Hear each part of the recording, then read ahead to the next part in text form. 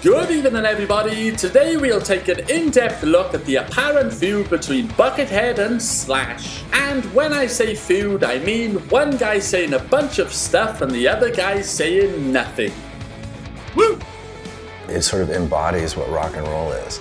In 2000, 4 years after Slash quit the band, Buckethead joined Guns N' Roses, with many people seeing him as being Slash's replacement, even though technically he wasn't. The bizarre thing about the feud is that it started after Buckethead had already left Guns N' Roses in 2004, beginning with an interview Slash gave in June 2004 for Guitar World magazine. Fans were given the opportunity to ask Slash a question, and one of those bizarre questions was, have you ever felt like beating the crap out of Buckethead? To which Slash replied, no, I don't see any reason why I would.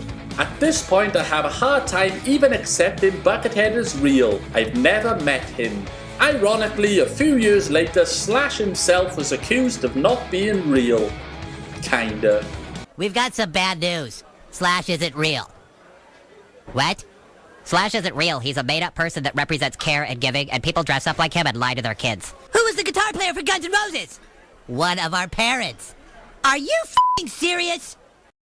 Slash isn't real. Get out of here.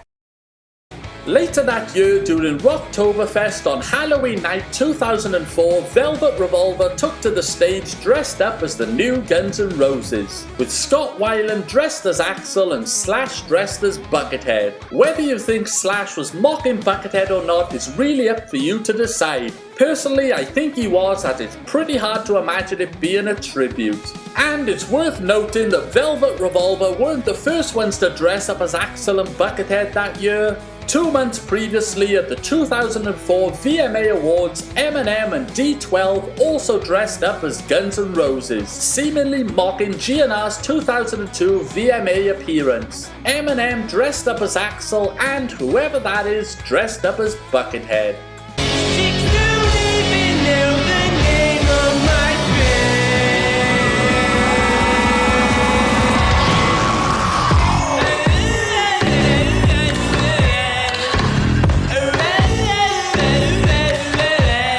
And then there's the infamous 2007 appearance Slash made on the Howard Stern show in promotion for his newly released autobiography.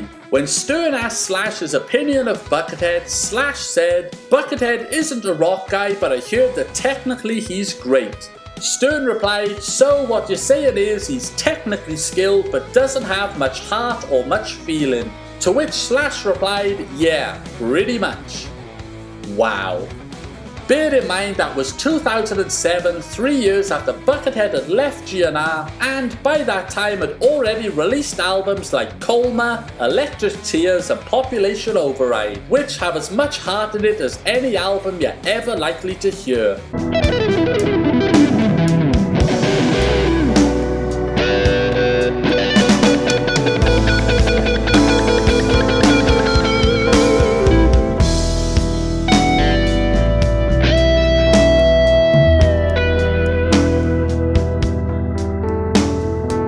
The following year, in an interview for LA Weekly, Megadeth frontman and guitarist Dave Mustaine said, "When I think about a guy with a hat, I think of Slash. I think Slash is an excellent guitar player, he's one of my favorites. But then you see some guy like Buckethead.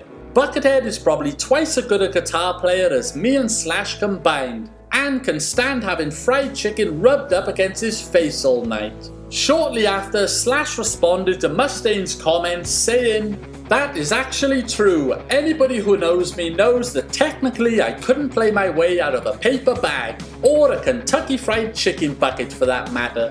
I managed to do what it is I do based on a certain kind of feel and sound. I'm getting better at it, but I've never been what you call a technical guitar player." So he's totally right. And there's Slash dropping that technical word again, even though Dave Mustaine never mentioned about Buckethead being technical. That same year, Chinese Democracy was finally released 8 years after Buckethead joined the band and 4 years after he left. Slash was quoted as saying he enjoyed the album and that it was the album that he felt Axl always wanted to make. After years of going back and forth on lawsuits, Slash would rejoin Guns N' Roses in 2016, and the band went on to have one of the most financially successful tours of all time. During the tour, the band played many of the Buckethead-driven Chinese Democracy songs which Slash commented on in October 2018. Chinese Democracy was a whole different Guns N' Roses animal in terms of the musicians involved. A lot of it I thought was really cool, like Buckethead did some cool shit, so I would stick to that but do it in my own way, so it didn't feel too foreign. I want to give credit where credit's due. The guitar players that played on Chinese Democracy, Buckethead being one of the main ones, are amazing guitar players. I have to give those guys a shout out because that stuff was cool, very different to what I normally do. So it's been interesting learning some of the stuff that was on that record. I definitely had to figure out ways to adapt to it. So, 18 years after Buckethead joined Guns N' Roses and over a decade after Slash basically said he had no heart, Slash finally gave props to Buckethead. Meanwhile, in all that time, Buckethead has released over 400 albums, which I can assure you aren't just technical. And he's never mentioned Slash or responded to any of his comments. But maybe one day they'll all sit down together and enjoy a nice cold Dr. Pepper. What's the worst that can happen? Ha ha ha!